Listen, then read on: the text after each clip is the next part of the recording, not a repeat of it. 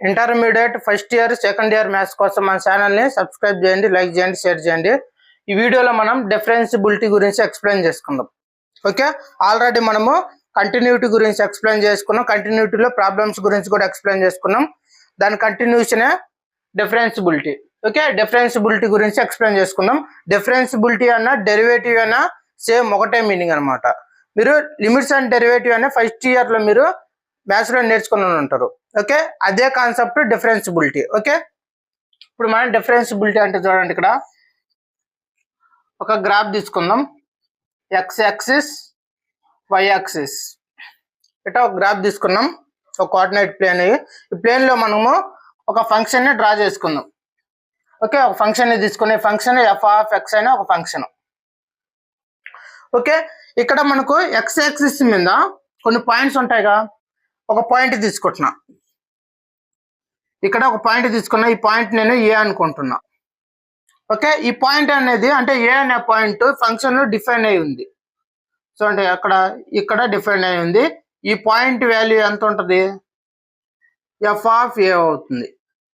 Okay, ఈ point value F of ఏ అవుతుంది. Next ఏకి కొన్ని ఇంటర్వెల్స్ ఉంటాయిగా. ఇంటర్వెల్స్ లో ఒక పాయింట్ తీసుకుందాం. ఓకే, ఇక్కడ ఒక పాయింట్ తీసుకున్నా. ఏ నుంచి మనం తీసుకున్న పాయింట్ డిస్టెన్స్ మనకు హెచ్ అనుకుందాం. అప్పుడు ఈ పాయింట్ ఏమవుతుంది? మనకు ఏ ప్లస్ హెచ్ అవుతుంది. చూడండి, ఈ ఏ ప్లస్ హెచ్ అన్న పాయింట్ కూడా ఫంక్షన్ లో డిఫైన్ అయి ఉంది. చూడండి, ఇక్కడ డిఫైన్ అయి ఉంది ఏ ప్లస్ హెచ్ అన్న పాయింట్. ఓకే, డిఫైన్ అయిన వాల్యూ ఏంటిది? F of a plus h. Okay, clear. ఇప్పుడు చూడండి, ఇక్కడ ఫస్ట్ పాయింట్ ని మనం పి అనుకుందాం, సెకండ్ పాయింట్ ని క్యూ అనుకుందాం.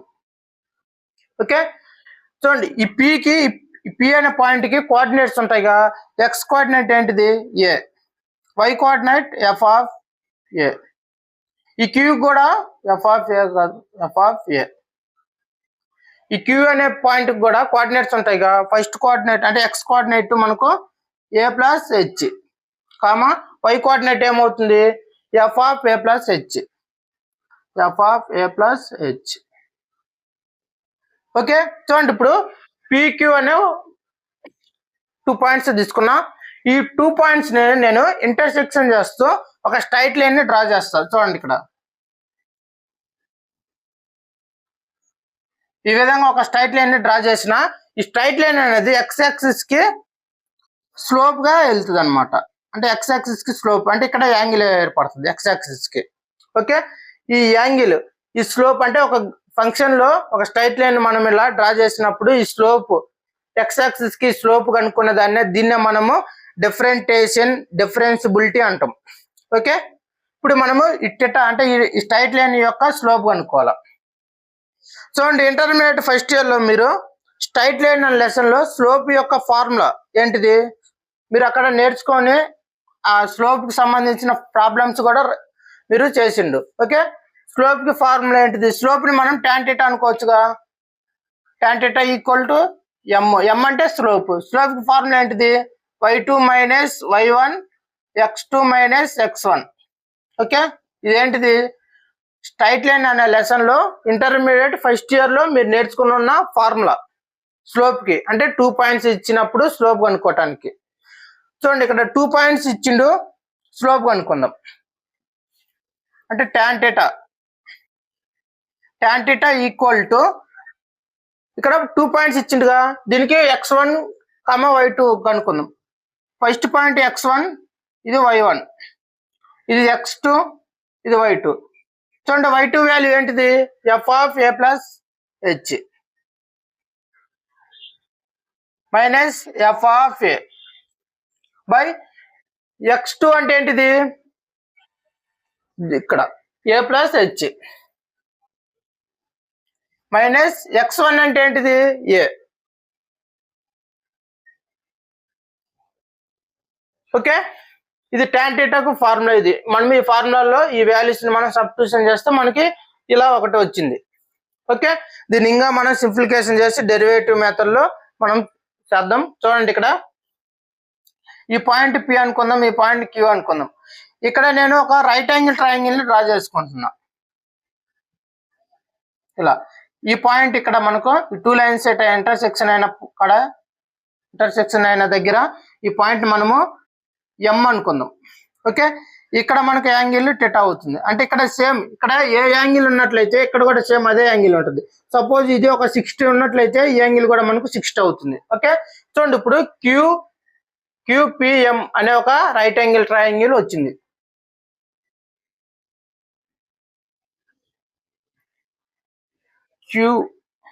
ఎందుకు ఇంత QMP అనే ఒక రైట్ యాంగిల్ ట్రయాంగిల్ వచ్చింది. QMP అనే ఒక రైట్ యాంగిల్ ట్రయాంగిల్ వచ్చింది. చూడండి ఇక్కడ థీటా వాల్యూ ఏంటిది? టాన్ థీటా అంటే థీటాని కనుక్కోవడానికి టాన్ థీటా అని మనం ఉపయోగిస్తాం. టాన్ థీటా అంటే slope. Tan theta equal to Q into M by PM. అంటే ఈ ఎటు భుజం బై ఆసన భుజం. ఎటు భుజం అంటే ఏంటిది? QM. ఆసన భుజం అంటే PM. ఓకే, చూడండి ఇప్పుడు Q నుంచి M దాకా ఉన్న డిస్టెన్స్ ఏంటిది? ఇక్కడ ఇదే డిస్టెన్స్ ఇక్కడ అంటే ఇక్కడ ఉన్న డిస్టెన్స్. ఈ డిస్టెన్స్ y యాక్సిస్ మీద ఉంది కాబట్టి మనకు స్మాల్ డిస్టెన్స్ కాబట్టి d, y యాక్సిస్ మీద ఉంది కాబట్టి y. ఇక్కడ P నుంచి M దాకా ఉన్న డిస్టెన్స్ ఎంత ఉంటది? P నుంచి M దాకా d x యాక్సిస్ ఉంది కాబట్టి x అంటే స్మాల్ dx. ఓకే, ఇప్పుడు మనకు QM ప్లేస్ లో మనకు dy, PM ప్లేస్ లో dx ని సబ్స్టిట్యూషన్ చేద్దాం. అప్పుడు మనకు tan θ equal to dy by dx.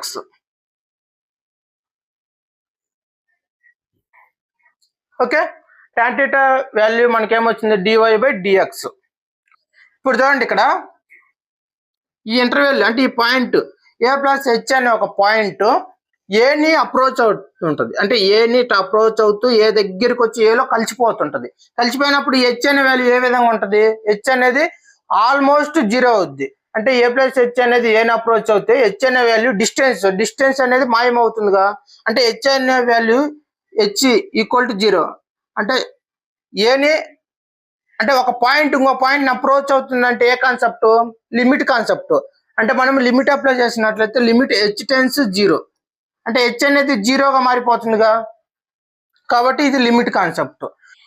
Okay, ఇలా మనకు ఈ పాయింట్ అనేది a ప్లస్ h అనే ఒక పాయింట్ ఏని అప్రోచ్ అవుతే ఈ Q అనేది వచ్చి P లో కలిసిపోతుంది. ఈ Q అనే పాయింట్ వచ్చి అప్పుడు మనకు ఓకే చూడండి అప్పుడు మన గ్రాఫ్ ఏ విధంగా ఉంటుంది అంటే ఇలా ఉండి ఒకే పాయింట్ దగ్గర ఈ విధంగా స్లోప్ వస్తుంది. అంటే ఒక పాయింట్ దగ్గర ఈ విధంగా దీన్నే మనం అసలైనది డెరివేటివ్ అంటాం. డెరివేటివ్ డిఫరెన్సిబిలిటీ అంటాం దీన్ని, ఈ కాన్సెప్ట్ ని. ఓకే, దీన్ని మనము చూడండి ఇదే పాయింట్ కాడ మనకు P అనే పాయింట్ ఉంది, Q అనే పాయింట్ ఉంది. ఇక్కడ x యాక్సిస్, ఈ x యాక్సిస్ మీద ఏ అనే పాయింట్ ఉంది, a ప్లస్ h అనేది ఉంది. దీన్ని మనం కొంచెం జూమ్ చేసినట్లయితే ఈ డయాగ్రామ్ వస్తుంది. ఓకే, ఈ h అనే డిస్టెన్స్ ఏంటిది? 0. మీకు అంటే 0 అంటే మీకు ఈ విధంగా ఉంటుంది కానీ మీకు కనపడదు కాబట్టి మన కాన్సెప్ట్ అర్థం చేసుకోవడానికి ఈ విధంగా ఇలా కొంచెం జూమ్ చేసినాం. దీన్ని ఇట్లా జూమ్ చేస్తే ఇది h అనేది ఈ విధంగా వచ్చింది మనకి. ఈ h అనేది ఏంటిది? 0, అప్రాక్సిమేట్లీ 0. మనకు లిమిట్ h టెన్స్ 0 అయిపోయింది మనకు. అంటే ఈ a ప్లస్ h అనే పాయింట్ వచ్చి ఏని అప్రోచ్ అవుతుంది కాబట్టి ఈ h అనే వాల్యూ మనకు ఆటోమేటిక్ గా 0 అయిపోయింది. లిమిట్ అప్పుడు లిమిట్ అప్లై చేసినట్లయితే దీనికి చూడండి ఇక్కడ tan θ ని మనం ఏం రాసుకోవచ్చు? dy by dx equal to limit h అనేది 0 అయిపోతుందిగా. అంటే ఇప్పుడు ఒకే పాయింట్ దగ్గర మనము స్లోప్ కనుక్కోవాలి. దాన్నే మనం డిఫరెన్సిబిలిటీ అంటాం. చూడండి లిమిట్ h టెన్స్ 0 అంటే ఒకే పాయింట్ దగ్గర మనం స్లోప్ కనుక్కునేది అయితే h అనే వాల్యూ 0 అయిపోతుందిగా. కాబట్టి limit h tends 0 f of a plus h minus f of a by h. Okay, దీన్ని మనము ఫస్ట్ ప్రిన్సిపల్ ఆఫ్ డెరివేటివ్ అంటాం. ఈ ఫస్ట్ ప్రిన్సిపల్ ఆఫ్ డెరివేటివ్ దీన్ని మీరు ఇంటర్మీడియట్ ఫస్ట్ ఇయర్ లోనే నేర్చుకున్నారు. ఈ ఫార్ములాని యూజ్ చేసి టెగ్నోమెట్రీ ఫంక్షన్స్ 6 ఫంక్షన్స్ ని మీరు అంటే 6 ఫంక్షన్స్ కి డెరివేటివ్ చేసిండు. అంటే ఇదే ఈ ఫార్ములా ఉపయోగించి ఎక్సర్సైజ్ లో ఉన్న క్వశ్చన్స్ మొత్తం మీరు చేసిండు. ఓకే, ఇప్పుడు మళ్ళీ నేను ఎక్స్ప్లెయిన్ చేసిన ఎందుకంటే సమ్మర్ హాలిడేస్ లో మీకు మైండ్ లోంచి ఎగిరిపోయి ఉంటాయి కాబట్టి నేను ఎక్స్ప్లెయిన్ చేశాను. ఓకే, దీన్ని ఇప్పుడు దాకా మనం ఎక్స్ప్లెయిన్ చేసుకున్న కాన్సెప్ట్ డిఫరెన్సిబిలిటీ ఇంట్రడక్షన్. ఓకే, ఈ కాన్సెప్ట్ మొత్తం డిఫరెన్సిబిలిటీ. మీకు డైరెక్ట్ ఫార్ములా వేసి క్వశ్చన్స్ సాల్వ్ చేయొచ్చు, కాకపోతే మనకు క్వశ్చన్స్ సాల్వ్ చేయటం ఇంపార్టెంట్ కాదు, కాన్సెప్ట్ నేర్చుకోవటం ఇంపార్టెంట్. ఓకే, అందుకు నేను ఈ కాన్సెప్ట్ ఎక్స్ప్లెయిన్ చేశా. ఓకే, ఇదే ఈ కాన్సెప్ట్ మొత్తాన్ని మనం డిఫరెన్సిబిలిటీ అంటాం. సింపుల్ గా చెప్పాలంటే ఒక ఫంక్షన్ లో అంటే ఒక గ్రాఫ్ లో ఒక ఫంక్షన్ తీసుకుంటే ఒక ఫంక్షన్ కి ఒక పాయింట్ దగ్గర స్లోప్ కనుక్కున్న దాన్నే మనము డెరివేటివ్ డిఫరెన్సిబిలిటీ అంటాం. ఓకే, నెక్స్ట్ వీడియోలో మనం డిఫరెన్సిబిలిటీ యొక్క క్వశ్చన్స్ చేయడానికి ఫార్ములాస్, డిఫరెన్సిబిలిటీలో ఎలాంటి ప్రాబ్లమ్స్ ఉంటాయి, ఎలాంటి ఫార్ములాస్ ఉంటాయో నెక్స్ట్ వీడియోలో మనం ఎక్స్ప్లెయిన్ చేసుకుందాం. Okay, thank you.